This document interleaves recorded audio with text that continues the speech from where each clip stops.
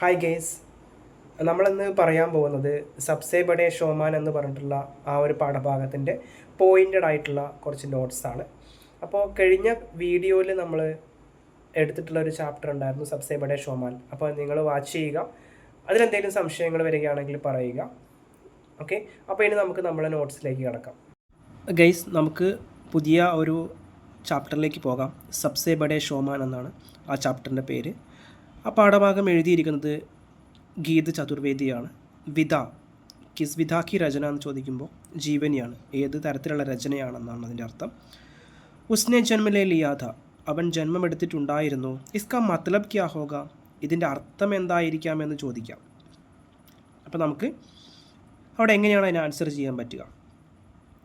മാം stage സെ ഹഡ്കർ ബാഹർ നിക്കല, അമ്മ സ്റ്റേജിൽ നിന്നും പുറത്തേക്ക് പോയിട്ട് അല്ലേ, ബാഹർ നിക്കല സ്റ്റേജ് സെ ഹഡ്കർ, സ്റ്റേജിൻ്റെ മുകളിൽ നിന്നും പുറത്തേക്കാക്കി.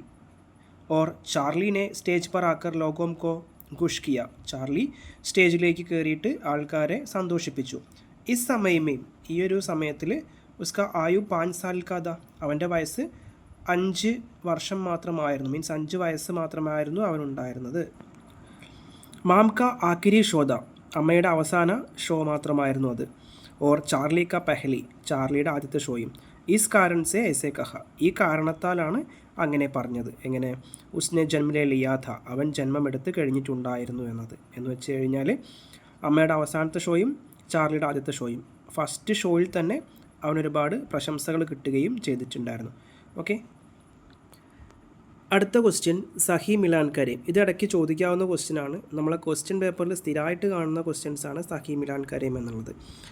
അപ്പോൾ ഇവിടെ ഈ ഒരു ചാപ്റ്ററുമായി ബന്ധപ്പെടുത്തിയിട്ട് ഒരു 3 പോയിൻറ്റ്സ് കൊടുത്തിട്ടുണ്ട്. ഇതിൻ്റെ ആൻസർ കറക്റ്റാണ് എഴുതിയിട്ടുള്ളത്.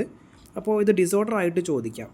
ഓക്കെ, ചാർലിനെ ഗാന റോക്ക് ദിയ ഓർ ഘോഷണാക്കി, ചാർലി പാട്ട് അവസാനിപ്പിക്കുകയും ഓർ ഘോഷണാക്കി, ഘോഷണ കർണ അവിടെ പ്രസംഗിക്കാൻ തുടങ്ങി. പഹലെ മേം ഈ പൈസേക്കോ ബട്ടോരുങ്ക, ആദ്യം ഞാൻ ഈ പൈസ ശേഖരിക്കട്ടെ എന്നാണ് അതിൻ്റെ കറക്റ്റ് ആൻസർ. അപ്പോൾ ഇവിടെ എഴുതിയിരിക്കുന്നത് കറക്റ്റ് ആൻസറാണ്. ഇതിനെ ഡിസോർഡർ ആക്കിയിട്ട് ക്വസ്റ്റ്യൻ പേപ്പറിൽ കാണാൻ കഴിയും. അപ്പോൾ നിങ്ങൾ മാക്സിമം ഒന്ന് ശ്രദ്ധിക്കുക കേട്ടോ. അടുത്ത പോയിൻ്റ്, മാനേജർ എക്ക് റൂമാൻ ലേക്കറായ, മാനേജർ ഒരു ടവലുമായിട്ട് വന്നു. ഓർ പൈസ ബട്ടോറിനെ ലേക്ക, പൈസ ശേഖരിക്കാൻ തുടങ്ങി. ചാർലി, അടുത്ത പോയിൻ്റാണ്, ചാർലി സ്റ്റേജ് പർ പെഹ്ലി ബാറായ, ചാർലി സ്റ്റേജിൽ ആദ്യമായിട്ടാണ് വന്നത്. ഓർ മാം ആഖിരി ബാർ, അമ്മ അവസാനത്തെ പ്രാവശ്യവും. ഇത്രയാണ് അതിൻ്റെ ആൻസേഴ്സ് വരുന്നത്. ഒന്നുകൂടെ പറയാം, ഇത് കറക്റ്റ് ആൻസറാണ്. അപ്പോൾ ഇത് ഡിസോർഡർ ആയിട്ടായിരിക്കാം കൊടുത്തിട്ടുണ്ടാവുക കേട്ടോ. ഇനി അടുത്ത ചോദ്യത്തിലേക്ക് കിടക്കാം. ചാർലി കാ വചൻ, ചാർലിയുടെ ആ ഒരു വചൻ, വാക്കുകൾ എന്താണെന്നുള്ളത്. അതൊരു പക്ഷേ ഇതുവരെ ചോദിച്ചിട്ടില്ല, മേ ബി ചോദിക്കാവുന്ന ഒരു ക്വസ്റ്റ്യനാണ്. മുझे बारिश में चलना पसंद है, എനിക്ക് മഴയത്ത് നടക്കാൻ ഇഷ്ടമാണ്. മേരെ ആസു ജോ നഹി ദേഖ് പാത്താ ഹേ കോയി, എൻ്റെ കണ്ണുനീരാരും കാണുകയില്ല എന്നതാണ് പറയുന്നത്. ഓക്കെ, അപ്പോൾ ആ ലൈൻസ് ഒന്ന് മനസ്സിലാക്കിയെടുക്കുക കേട്ടോ. അടുത്ത ചോദ്യമാണ്, ഉസ് ദിൻ കി ഘടന കെ ആധാർ പർ ചാർലി എക്ക് ഡയറി ലിഖ വ കൈസാ ഹോഗ, ആ ദിവസത്തെ ഘടനയുമായിട്ട് ബന്ധപ്പെടുത്തിയിട്ട് ചാർലി എക്ക് ഡയറി ലിഖ, ഒരു ഡയറി എഴുതുകയാണ്. വ കൈസാ ഹോഗ, ആ ഡയറി എങ്ങനെ ആയിരിക്കാം എന്നതാണ് ചോദിക്കുന്നത്. അപ്പോൾ ഒരു ഡയറി നമ്മൾ എഴുതാൻ പറയാം ചാർലിയുടെ ആ ദിവസത്തെ പറ്റിയിട്ട് കേട്ടോ. ഓക്കെ, അപ്പോൾ അല്ലെങ്കിൽ അമ്മ ആ ദിവസത്തെ ഒരു ഡയറി എഴുതാണ്, അതെങ്ങനെ ആയിരിക്കാമെന്നും ചോദിക്കുക. അപ്പോൾ ഡയറിയുടെ ഫോർമാറ്റൊക്കെ നിങ്ങൾ ഫസ്റ്റ് പഠിച്ചു വയ്ക്കുക. അപ്പോൾ ഡയറി നമ്മൾ എഴുതുന്ന സമയത്ത് ആദ്യം ശീർഷക് ഹോന ജറൂരി ഹെ, ഒരു ശീർഷകം ഉണ്ടായിരിക്കണം, ഡയറി എന്ന് ഹെഡിങ് കൊടുക്കണം. പിന്നെ നിങ്ങൾ രണ്ടാമത് ചെയ്യേണ്ട കാര്യം വെച്ചാൽ ഒരു ബോക്സ് വരഞ്ഞു വയ്ക്കണം, ബോക്സിൻ്റെ ഉള്ളിലായിരിക്കണം ഉണ്ടാവേണ്ടത്. അടുത്തത് ദിനാങ്ക്, ദിൻ, ഇതെല്ലാം എഴുതിയിരിക്കണം. പിന്നെ വിഷയം എഴുതിയിരിക്കണം. വിഷയം മീൻസ് എന്തിനെ പറ്റിയിട്ടാണോ നമ്മുടെ അടുത്ത് എഴുതാൻ പറഞ്ഞിരിക്കുന്നത്, ആ ഒരു കാര്യത്തെ പറ്റിയിട്ട് വ്യക്തമായിട്ട് നിങ്ങൾ എഴുതി വെക്കണം.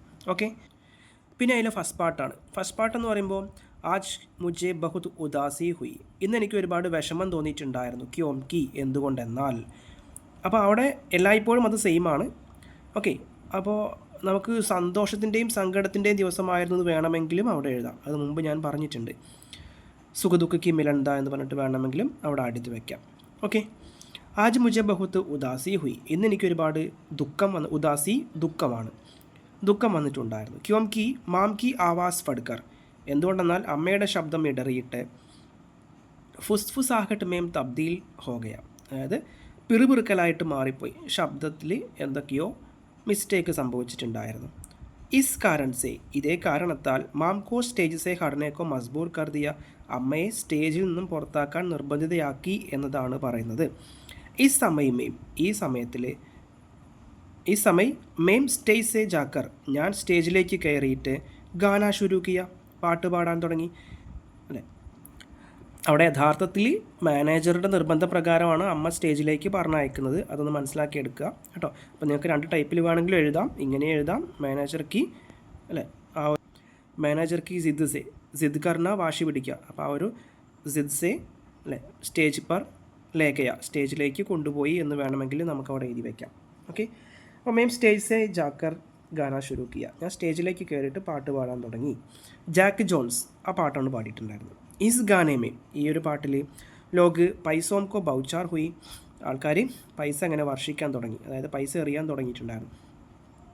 ആജ് ദുഃഖ് ഓർ ഖുഷി സെ മിലൻ ഥ, ഇന്ന് സുഖത്തിൻ്റെയും സങ്കടത്തിൻ്റെയും ആ ഒരു ദിവസമായിരുന്നു.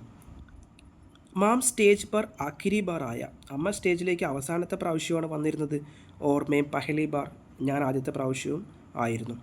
ഇസ് ദിൻ മുജെ കഭി ഭൂൽ നഹി സക്ത, ഈ ദിവസം എനിക്ക് ഒരിക്കലും മറക്കാൻ കഴിയുകയില്ല എന്നതാണ് പറയുന്നത്. അപ്പോൾ ഇത്രയും പറഞ്ഞ കാര്യങ്ങൾ മനസ്സിലായെന്ന് വിചാരിക്കുന്നു കേട്ടോ. ഇനി അടുത്തതാണ് റിപ്പോർട്ട് തയ്യാറാക്കാൻ ചോദിക്കാം. അപ്പോൾ റിപ്പോർട്ട് നമ്മൾ തയ്യാറാക്കുമ്പോൾ റെപ്പർട്ട് എന്നാണ് പറയുക. അപ്പോൾ റിപ്പോർട്ട് തയ്യാറാക്കുമ്പോൾ ഒക്കെ ശീർഷക് ഹോന ജറൂരി ഹെ, ഒരു ശീർഷക്, ഒരു ഹെഡിങ് ഉണ്ടായിരിക്കണം, സ്ഥലത്തിൻ്റെ പേര് എഴുതി വെക്കണം, വിഷയം ഉണ്ടായിരിക്കണം, ദിനാങ്ക്, ഡേറ്റ് ഉണ്ടായിരിക്കണം. അപ്പോൾ ഇങ്ങനെയുള്ള കാര്യങ്ങളൊക്കെ നമ്മളതിൽ മെയിനായിട്ട് ശ്രദ്ധിക്കുക. ഓക്കെ, 5 സാൽ കാ ലഡ്കേക്ക് ബഡാ ഷോ, 5 വയസ്സുള്ള കുട്ടിയുടെ ഒരു വലിയ ഷോ എന്നാണ് അവിടെ പറഞ്ഞിരിക്കുന്നത് ഹെഡിങ്. അപ്പോൾ ഹെഡിങ് നിങ്ങൾക്ക് എങ്ങനെ വേണമെങ്കിലും നിങ്ങളുടെ രീതിക്ക് എഴുതാം. ഓക്കെ, സ്ഥലം കൊടുത്തിട്ടുണ്ട്.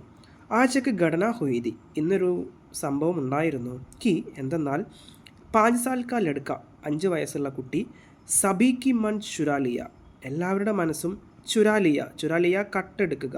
അപ്പോൾ അവിടെയുള്ള എല്ലാവരുടെ മനസ്സും 5 വയസ്സുള്ള കുട്ടി കട്ടെടുത്തിട്ടുണ്ടായിരുന്നു, അതായത് മനസ്സിലേക്ക് ഇടം പിടിച്ചു എന്നാണ് അവിടെ ഇൻഡയറക്റ്റ്ലി അർത്ഥം വരുന്നത്.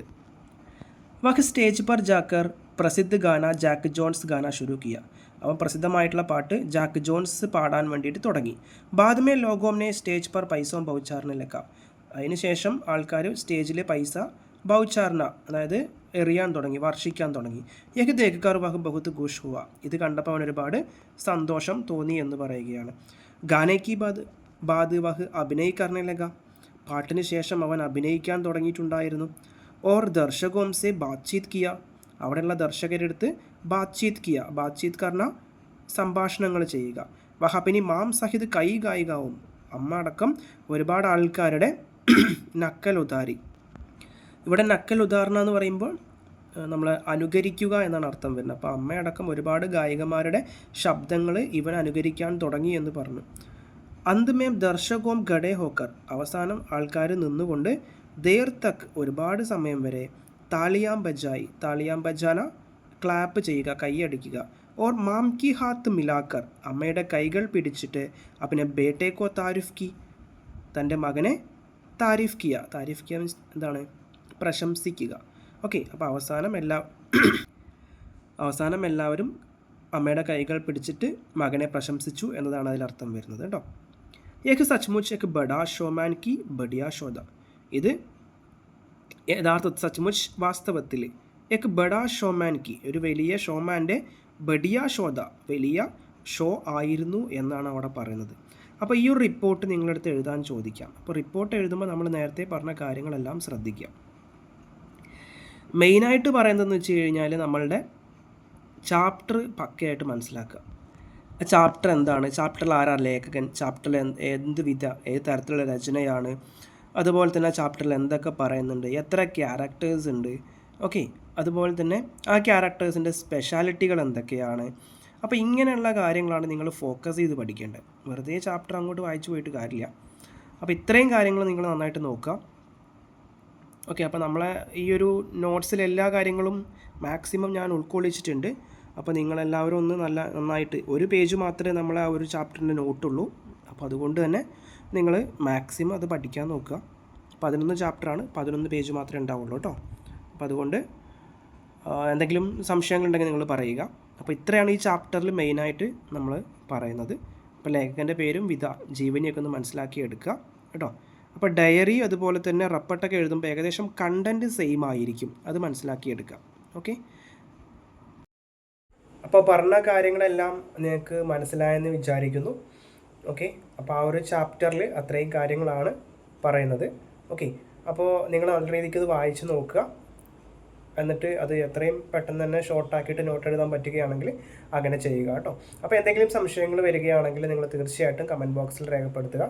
ഓക്കെ, പിന്നെ ഇത് മറ്റുള്ള സുഹൃത്തുക്കൾക്കൊക്കെ ഷെയർ ചെയ്ത് കൊടുക്കുകയും ചെയ്യുക. Okay, thank you so much.